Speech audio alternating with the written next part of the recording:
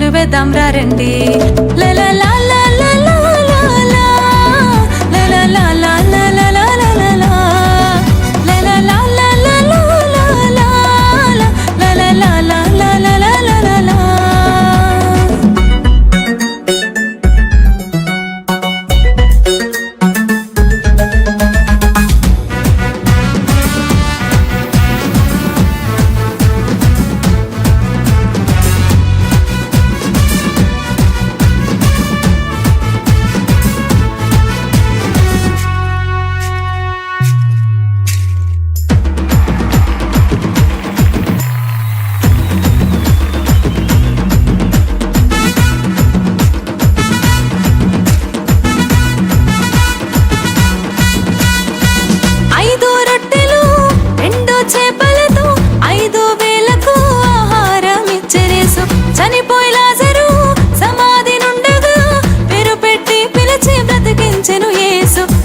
భలే భలే భలే అద్భుతం, భలే భలే భలే భలే అద్భుతం, భలే భలే భలే భలే అద్భుతం, భలే భలే భలే భలే అద్భుతం.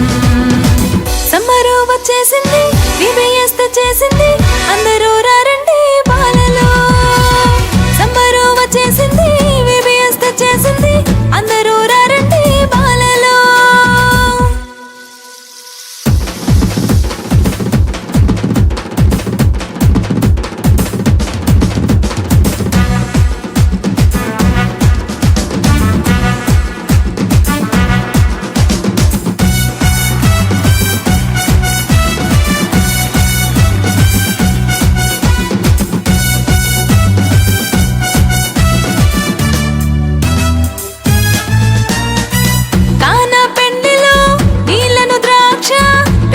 మార్చినాడు యేసయ్యా, గాలి తుఫానును గద్దించి వేసి గమ్యము చేర్చినాడు యేసయ్యా. భలే భలే భలే భలే అద్భుతం, భలే భలే భలే భలే అద్భుతం, భలే భలే భలే భలే అద్భుతం, భలే భలే భలే భలే అద్భుతం. లలా లా లా లా లా లా, లలా లా లా లా లా లా లా లా, లలా లా లా లా లా లా లా, లలా లా లా లా లా లా లా లా, లలా లా లా లా లా లా లా, లలా లా లా లా లా లా లా లా, లలా లా లా లా లా లా లా, లలా లా లా లా లా లా లా లా.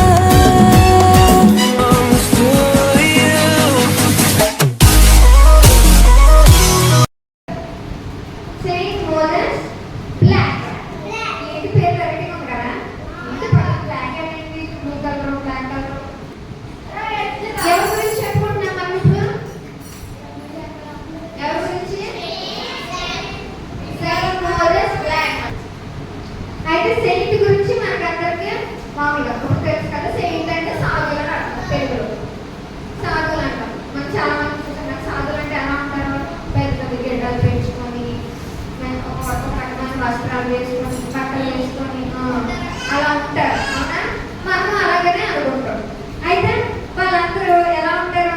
సన్నగా ఉంటారు, పొడవుగా ఉంటారు, పెద్ద గడ్డలు పెంచుకొని ఉంటారు. కాబట్టి వీళ్ళని ఏమంటారు? సెయింట్లు అనుకుంటామని చెప్పి మనం అంటారు. అలాగే ఇతను ఎక్కడుంటాడు? ఈజిప్ట్ లో జన్మించాడు. అయితే ఇతని పేరు బ్లాక్ అని కదా. అసలు బ్లాక్ అని పెట్టడానికి కారణం ఏంటంటే ఇతను ఆఫ్రికాలో పుట్టాడంట. ఆఫ్రికాలో బ్లాక్ కలర్ లో ఉంటారు కదా, అందుకని చెప్పి పేరు పెట్టినప్పుడు కూడా ఏమని పెట్టారంట? బ్లాక్. ఓకేనా? ఆయన ఆఫ్రికాలో పుట్టాడు అనమాట. అందుకని ఆఫ్రికా సంఘం చెందినాడు. అందుకని చెప్పేదానికి సెయింట్ మోజెస్ బ్లాక్ అని చెప్పి పేరు పెట్టాడు అనమాట. అయితే ఇతని గురించి మనం తెలుసుకోవాలి ఏంటంటే, ఇతను ఒక గవర్నర్ ఉన్నారు కదా, ఇప్పుడు ముఖ్యమంత్రి అలాగో ప్రధానమంత్రి అలాగో గవర్నర్ పేరు ఆ టైంలో వింటున్నారా? గవర్నర్ దగ్గర ఇతను పని చేసేవాడు అనమాట. ఇతను పని చేసినప్పుడు అతను చాలా పని చేసేవాడు. కానీ ఇతనికి ఏంటంటే చాలా బలం ఉండేది. కానీ మనసు కూడా మంచిది కాదు అతనికి. ఎవరికి?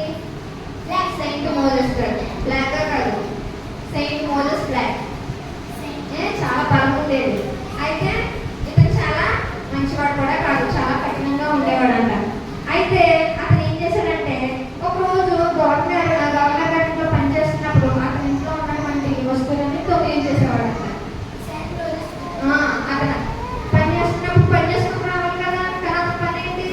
చెప్తున్నా చేయవు. కానీ అక్కడ కనిపించిన వాళ్ళు ఏం చేసేవాడు? దొంగతనం బాగా చేసేవాడు. దొంగతనానికి అలవాటు పడిపోయాడు అనమాట. కానీ దొంగతనం చేయొచ్చా? చేయకూడదు. మనం ఎవరింటికైనా వెళ్ళినప్పుడు కానీ మనకి ఏదైనా కనిపించినప్పుడు కానీ లేదంటే మన కానప్పుడు ఏం చేయాలి? అక్కడ వదిలేసి వచ్చేయాలి. అంతేగాని మనం కూడా ఏం చేసుకోవచ్చా? దొంగతనం చేస్తే ఏం చేసుకోవచ్చా? అలాగా తెచ్చుకోకూడదు. సేమ్ రోజు అలాగే చేస్తారు. ఇక్కడ మంచివాడు కానీ చెప్పుకున్నాం కదా, మంచివాడు కానీ దొంగతనం చేసేవాడు మంచివాడు అని చెప్తామా? చెప్పకూడదు. మన స్కూల్కి వెళ్ళి ఏం నేర్చుకుంటాం? ఇదే నేర్చుకుంటాం. సండే స్కూల్ వచ్చి ఏం నేర్చుకుంటాం? ఇవే నేర్చుకుంటాం. ఏమని? దొంగతనం చేయకూడదు, పక్కన వాళ్ళు కొట్టకూడదు, అబద్ధాలు చెప్పకూడదు. మీరు అన్ని నేర్చుకుని ఏం చేస్తారు? చివరికి చేసుకుంటున్నారు. ఎలా అంటే నాకు కనిపించిందాక, నాకు దొరికిందాక అది మీరు కానప్పుడు వదిలేయాలి. ఒకవేళ మీరు రోడ్డు అంతా నడుచుకుంటూ వెళ్ళినప్పుడు మీకు 10 రూపాయలు దొరికింది అనుకో, మీరు ఏం చేస్తారా? చుట్టూ అందరినీ చూసుకొని అమ్మాయి అర్థం లేదు, ఇది జోడు పెట్టాము అంటారా?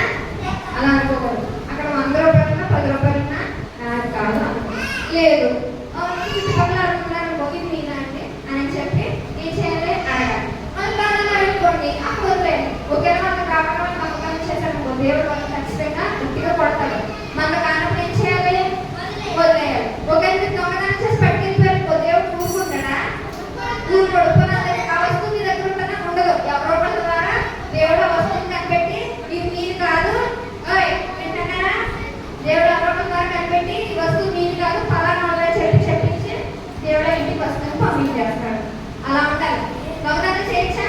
ఇద్దరు మంచివాడు కాదు కాబట్టి, కానీ మంచివాడు అని చెప్పి నమ్మించుకొని ఇంట్లో పెట్టుకున్న వాళ్ళ ఇంట్లో ఏం చేశారు? దొంగతనం చేసి బాగా దొంగతనానికి అలవాటు పడిపోయాడు. అయితే తన వయసు పెరిగే కొద్ది చిన్నప్పుడు దొంగతనం చేస్తున్నాడు కదా, ఏమైంది? దొంగతనం బాగా అలవాటు అయిపోయింది. బాగా అలవాటు అయిపోయిన నేరాలు, మోసాలు అన్ని చాలా వేసుకుంటూ వచ్చాడు అనమాట. అయితే ఒకరిని కూడా చంపడానికి కూడా ఆలోచించలేదు, అలా కూడా చేసేవాడు. అయితే ఆ పాలకుడు ఇంకా తనని గ్రహించి ఇతను ఇలా చేస్తున్నాడు కదా, నువ్వు అయితే ఇక్కడ ఉండడానికి వీల్లేదు, ఇక్కడ నుంచి నువ్వు మా ఇంట్లో నుంచి వెళ్ళిపో అని చెప్పి వెంటనే ఏం చేస్తాడు? అతన్ని గెంటి వేస్తాడు అనమాట. చూడండి, అతని ఇంటికాడ నుంచి బహిష్కరిస్తాడు. నువ్వు ఇంట్లో ఉండడానికి వీల్లేదు, నువ్వు దొంగతనాలు చేస్తున్నావు, నేరాలు చేస్తున్నావు, అందరినీ చంపడానికి కూడా ప్రయత్నిస్తున్నావు, కాబట్టి ఇంటికాడ ఉండడానికి వీల్లేదని గెట్టేస్తాడు. గెట్టేసిన తినడానికి ఆహారం ఉండదు, ఏముండదు. చుట్టుపక్కల వ్యక్తులు కూడా అతని గురించి చెడుగా మాట్లాడుకుంటూ ఉంటారు. అలాగా అయితే అతని ఇంట్లో నుంచి గెట్టేసినప్పుడు ఎక్కడికో వెళ్ళిపోయాడు. అయితే ఆ సమయంలో సెయింట్ మోజెస్కి కొంతమంది దొంగలు కూడా ఉంటారు కదా, కొంతమంది బ్యాచ్ అని, ఆ బ్యాచ్ లో చూశాడు. చూసి ఈ బ్యాచ్ ఉంటే బాగుంటుంది కూడా దొంగే కదా, ఈ బ్యాచ్ ఉంటే బాగుంటుంది అని చెప్పి ఏం చేశాడంటే ఆ దొంగల్లో కలిసిపోతాడు. అయితే ఆ కలిసిపోయినప్పుడు ఇతను చేసే దొంగతనాన్ని ఆ ముఠా అందరూ చూసి బ్యాచ్ చూసి బాగా చేస్తున్నాడు, మాకన్నా ఇతనే బాగా చేస్తాడు దొంగతనాలు అని చెప్పి అతన్ని అంటే అతను చాలా బలవంతుడు కదా, అతను చాలా బలంగా ఉన్నాడు, అతను ఎవరు కొట్టలేరు. కాబట్టి ఏం చేశారంటే ముందున్న ఆ బ్యాచ్ కి ఇతనే అధిపతిగా ఉంటాడు. బ్యాచ్ కి హెడ్ ఉంటాడు కదా, లీడర్, అలాగే ఇతనే లీడర్ పెట్టేస్తాడు అనమాట. ఓకేనా? చూడండి, తర్వాత వస్తువులను దొంగలించడం, అమాయకులను కొట్టడం, వీళ్ళంతా సమాజానికి చాలా చెడు చేస్తున్నారని మొత్తం సమాజం అంతా వెళ్ళి చూస్తుంది అనమాట. తర్వాత ఇతను నేరస్తులుగా ఉన్నాడు కదా, ఇతను ఏం చేశాడంటే కొంతకాలానికి ప్రభుత్వములు నేరాలు ఇవన్నీ వచ్చిన తర్వాత కొత్త ప్రభుత్వం, మన ప్రభుత్వం ఎలా ఉంది అలా ప్రభుత్వం వచ్చిన తర్వాత దొంగలను పట్టుకొని ఏమైనా సరే వీళ్ళు దొంగతనాన్ని ఆపేయాలని చెప్పి ప్రయత్నిస్తారు అనమాట. సెయింట్ మోజెస్ గ్రహించాడు, అమ్మో అయితే నేను ఒక దొంగను కాబట్టి నన్ను కూడా ఖచ్చితంగా పట్టేసుకుంటే దొంగని తెలిసిన తర్వాత నన్ను కొట్టేస్తానని చెప్పి అతనికి భయం వేసి ఏం చేస్తారంటే అతను దాక్కోవడానికి ప్రయత్నిస్తాడు. ఎక్కడ దాక్కోవాలో అర్థం కాకపోతే ఒక ఎడారి ఉంటుంది. ఎడారి అంటే మొక్కలు జంతువులు ఏమి లేదు, ఖాళీ ప్రదేశం అన్నమాట. ఏమైనా సరే అక్కడికి వెళ్ళిపోవాలి అని చెప్పి ఆ ఎడారిలో పారిపోతాడు అనమాట. అయితే ఎడారిలోకి వెళ్ళిపోయినప్పుడు అక్కడ కొంతమంది సాధువులు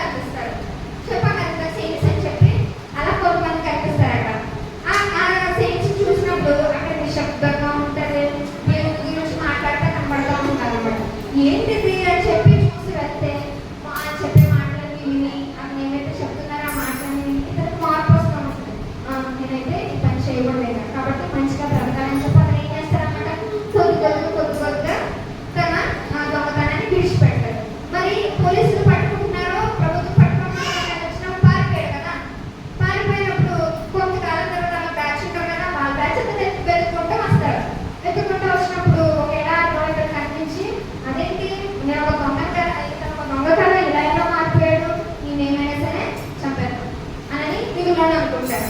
దొంగలా ఉండాల్సిన వాడు దొంగలా ఉండకుండా వీళ్ళతో కలిసిపోయాడు అని చెప్పి అతను ఏమైనా సరే పాత జీవితాన్ని విడిచిపెట్టేశాడు కాబట్టి మనం ఏం చేద్దాం, చంపేద్దాం అని చెప్పాడు. కానీ అతను క్రైస్తవుడుగా మారిపోతాడనమాట. విశ్వాసంలో అతను చాలా మంచిగా ఉంటాడు. అయితే తన తీరు మార్చుకున్నాడు. కొత్త పాతగా ఇదంతా చేయడానికి ప్రయత్నించినప్పుడు అప్పుడు ఇదంతా గ్రహించి వాళ్ళని పట్టుకొని అక్కడ కొంతమంది ఉన్నారు కదా, ఎవరైతే అతను మార్చారో అతను తీసుకెళ్ళి ఇలా చేస్తున్నారని చెప్పి సెయింట్ మోసెస్ లాగా అతను చెప్తాడు, అతను మీకు విడిచిపెట్టాడు. ఎందుకంటే మనం ఒకరిని క్షమించాలి కానీ మనం వాటిని ఏం చేయాలి, వారి పట్ల మనం కోపం చూపించకూడదని చెప్పినప్పుడు సరే అని చెప్పి విని మాట విని అతను వదిలిపెట్టేస్తాడు. అలాగా ఇతను మారిన విధానం చూసి ఆ బ్యాచ్ ఉన్నారు కదా, ఆ బ్యాచ్ కూడా ఏమైనాక ఇతని ద్వారా మెల్లిగా ఒక్కొక్కరు కూడా మారారంట. దేవుడిలో విధేయతగా ఉండడం, దేవుడి కోసం జీవించడం అలా చేస్తున్నారనమాట. అయితే ఓ సెయింట్ మోసెస్ తన జీవితాన్ని అంతా గడిపి కొంతకాలం తర్వాత కొన్ని సంవత్సరాల తర్వాత మళ్ళీ వీళ్ళు కలిసి ఉన్నారు. ఎవరు, సెయింట్ మోసెస్ వాళ్ళ బ్యాచ్ ఉన్నారు కదా, 7 వీళ్ళందరూ కలిసి ఉన్నారు. కలిసినప్పుడు కొంతమంది వాళ్ళు చంపడానికి వస్తారనమాట. వీళ్ళు చంపడానికి వచ్చినప్పుడు వింటున్నారా, వీళ్ళు చంపడానికి వచ్చినప్పుడు అక్కడ సెయింట్ సాధువులు చెప్పారు కదా, అక్కడ నుంచి ఒక అతను చూస్తారు. వీళ్ళు చంపుతున్నప్పుడు 7 కిరీటాలట పై నుంచి వాళ్ళ మీద పెడుతున్నట్టు కనిపిస్తుంది అతను మాత్రమే, ఇంకెవరికి కనిపించలేదు. అంటే అంత మారిపోయారు కదా వీళ్ళు. కాబట్టి దేవుడు వాళ్ళ పక్షాన ఉన్నారు, దేవుడు వెళ్ళి విడిచిపెట్టాలని చెప్పి వీళ్ళు సర్వగానే తీసుకువెళ్తున్నాడు. తన పాపాలను ఒప్పుకున్నాడు, దొంగతనం చేయడం మానేశారు. కాబట్టి వీళ్ళు పర్వగానే తీసుకెళ్ళడానికి 7 కిరీటాలు ఇచ్చారు అని చెప్పి ఆనందంగా అతను గ్రహించాడంట. ఆ ఒక్క తప్ప ఇంకెవ్వరూ చూడలేదు. ఈ విషయం అంతా అతను గ్రహించాడు అనమాట. అయితే సెయింట్ మోసెస్ తన యొక్క విశ్వాసం పరిస్థితి ఎలా మారిందో, దేవుడి పట్ల తన యొక్క జీవితం ఎలా గడిచిందో మనకంతా తెలుసుకున్నాం కదా. మరి ఆయన ఎన్ని తప్పులు చేసినా క్షమిస్తాడా అంటే క్షమిస్తాడు దేవుడు. ఎందుకని అతను తెలియదు ముందు, ఇతను దేవుడిలోకి వెళ్ళాలి, ఇలా ఉండాలని తెలియదు. కానీ తెలుసుకున్న తర్వాత ఏం చేశాడు, అతను మారిపోయాడు. అతనితో పాటు ఉన్నటువంటి స్నేహితులు కూడా ఏం చేశాడు, మార్చాడా లేదా, మార్చాడు. కాబట్టి దేవుడు వారిని చేసిన తప్పులన్నీ క్షమించి అతను దగ్గరికి తీసుకున్నాడు. దగ్గరికి తీసుకోబట్టే వాళ్ళు చనిపోయే టైంలో కూడా వాళ్ళకు మంచి కిరీటాలని ఒకటి ద్వారా చూపించాడు అనమాట. ఇలా మనం చేస్తే దేవుని కృప ఆశీర్వాదం కూడా మనం పొందుకుంటాం. లాస్ట్ అతను ఏమో ప్రార్థన చేశాడు తెలుసా, అతను చనిపోయే ముందు యేసుక్రీస్తు దేవుని కుమారుడా, నేను పాపిని, నన్ను రక్షించు అని ప్రార్థన చేస్తాడు. ప్రార్థన చేసినప్పుడు దేవుడు కూడా అతన్ని అంగీకరిస్తాడు అనమాట.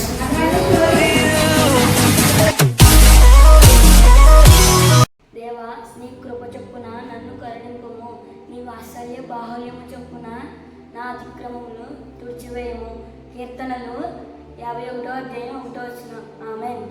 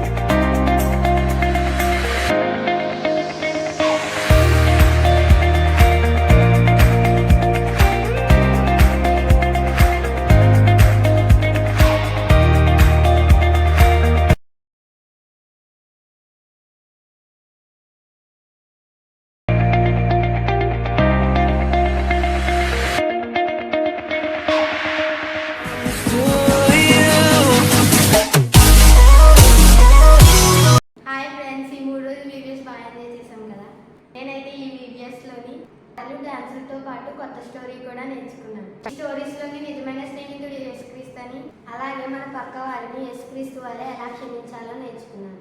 యాక్టివిటీస్, గేమ్స్ నేర్చుకున్నాం. మీరు కూడా మా అలాగే దేవుని భయభక్తిలో ఉండాలని తెలియజేస్తున్నాను. అందరికీ భారతం.